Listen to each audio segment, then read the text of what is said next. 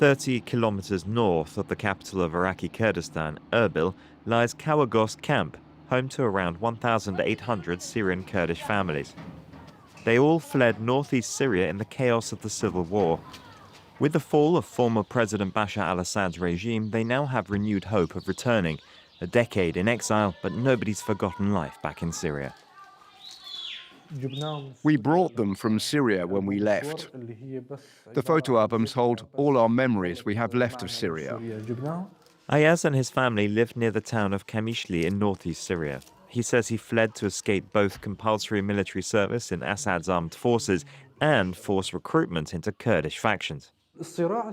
In the Syrian civil war, you were faced with two choices: kill or be killed. So I made the best decision, or at least the safest, to leave Syria.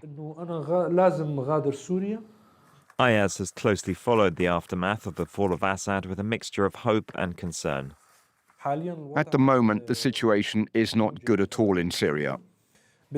I want to return to Syria if we have a civil state, a state protecting the rights of all its communities, constitutionally, and not just with words.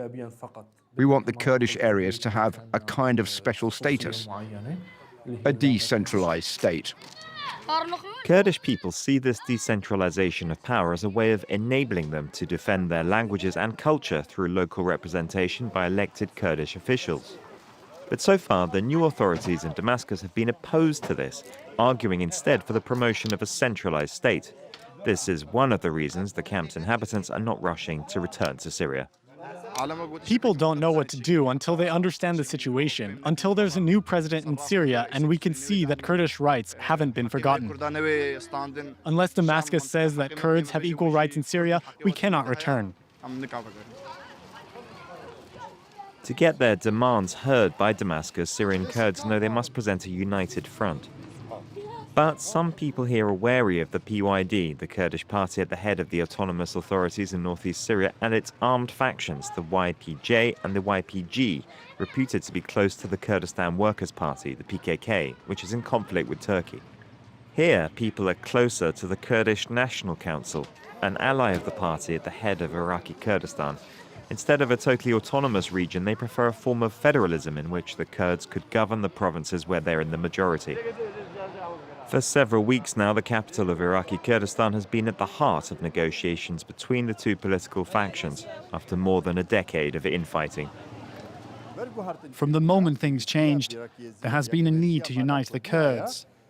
In order for us to ensure our place and existence in the new Syria, since we own Syria just as much as the others, the PYD is an authority. They have established an administration alongside the Syrian National Army. But as a new Syria is being built, these administrations all over the place in Syria won't be accepted by the central government in Damascus. But how do we ensure and secure rights for ethnic groups and communities? That's what we are working on. Recognition of Kurdish rights in Syria is of particular importance to some of the families in the Kawergosk camp. They're part of what is known as the Maktumin, the unregistered, descendants of Kurds removed from the national registers in 1962. President Nazim al-Qudsi issued the Black Decree, as we call it, ordering a census in Hasaka only for one day. The official aim was to administrate the population of this territory, but after the census, much of the land was reallocated to Arab families.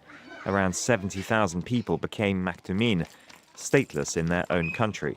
Being absent was enough to be erased from the registers. They were deprived of all their civil rights, including the right to own property, to study, to register themselves, and to buy anything. They were deprived of everything.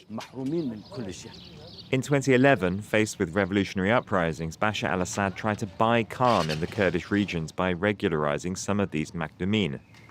But families like Mazlum's did not benefit from this move. The only documents he has today that prove his identity are his asylum papers and a document from the Mukhtar, the village chief, certifying that he used to live in Syria. The government recognized his paper back then with the Mukhtar stamp. It's a document, but we're not allowed to use it to move around. Without an official family registry, his daughters do not exist in their birth country. The regularization process is expensive and requires him to live in Syria for at least 6 months. He fears that the change of government in Damascus will further complicate the situation. They don't meet to discuss this issue.